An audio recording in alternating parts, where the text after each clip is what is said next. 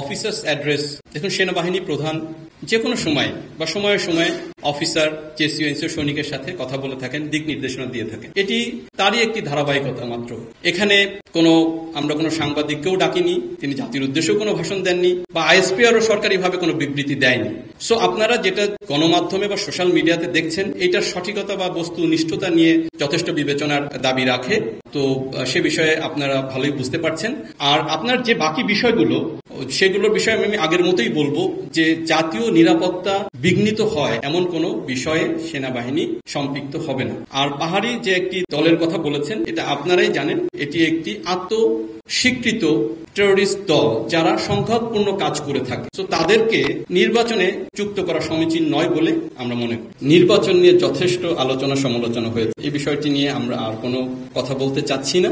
আর সেনাবাহিনী ক্ষমতা নেওয়ারও কোনো ইচ্ছা বা এ ধরনের কোনো আমাদের মধ্যে এ ধরনের কোনো আলোচনা হয়নি। তো এই বিষয়ে আমরা কোনো তথ্য আপনাকে দিতে পারছি না।